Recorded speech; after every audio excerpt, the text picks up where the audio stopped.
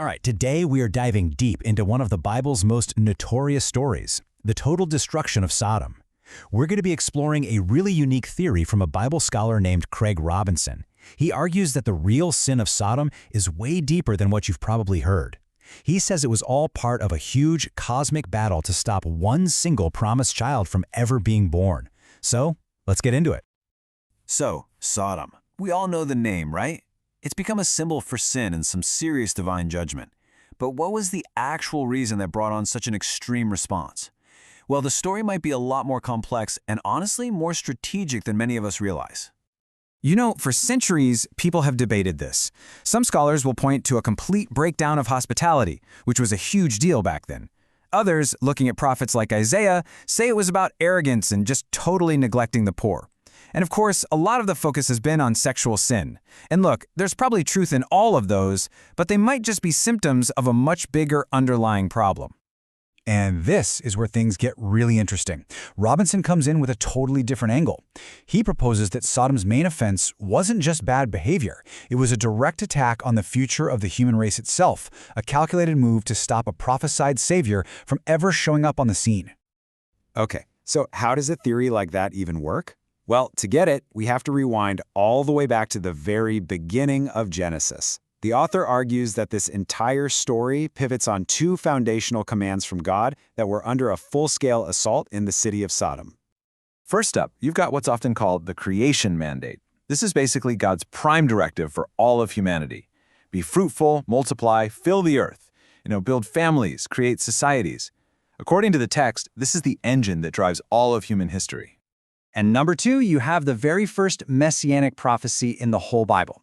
Right after the fall in the Garden of Eden, a promise is made. A future seed, a descendant, is going to come from a woman, and he will defeat the serpent, who is identified as Satan. So, according to Robinson's theory, stopping this specific seed from being born becomes the serpent's #1 goal throughout the entire story. So how in the world does this connect back to Sodom? Well, the author argues the clues are kinda hidden in plain sight, right there in the words of Genesis 19.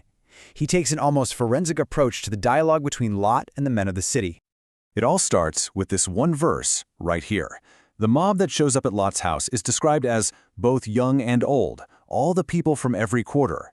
Now that little phrase, all the people, that's what Robinson flags as the first critical piece of evidence. Robinson's take is that we should read this phrase, all the people, completely literally. His logic goes like this. The verse already said the men of the city, so why add all the people? He concludes that the text is telling us something truly shocking. Every single person in that mob, and by extension, the city, was male.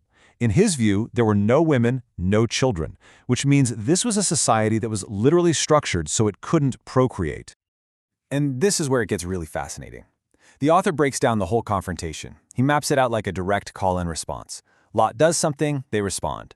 He calls them brothers, they call him an alien. He accuses them of evil, they mock him back.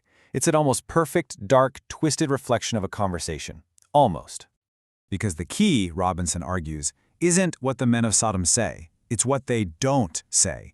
In that perfectly mirrored back and forth, there is one thing Lot says that gets absolutely no parallel response. It's just silence. And the author believes this deafening silence is the most important clue in the whole story. And this just lays it out so clearly. Lot makes this unbelievable, shocking offer of his 2 virgin daughters. I mean, he is literally offering them women the possibility of procreation. And their response? Crickets. Nothing. It's like it doesn't even register. Their rage is all focused on the male visitors. For Robinson, this proves a complete and total disinterest in women, and, by extension, in having children.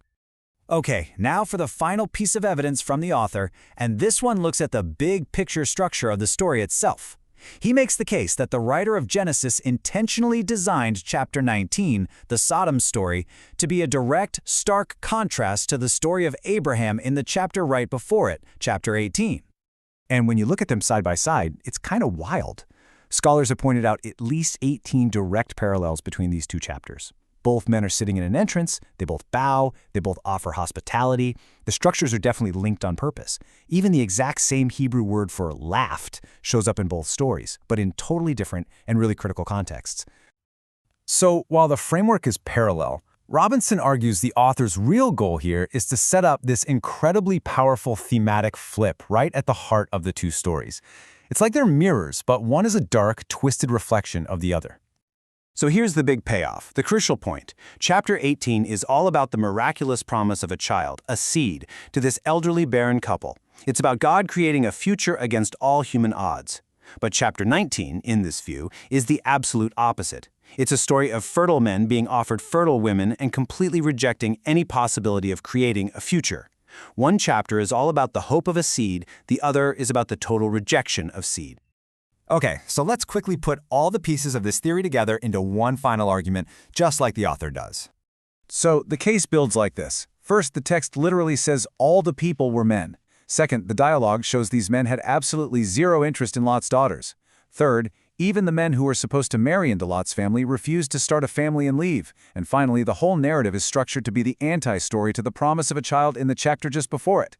Taken together, it paints a picture of a society actively at war with the whole idea of procreation.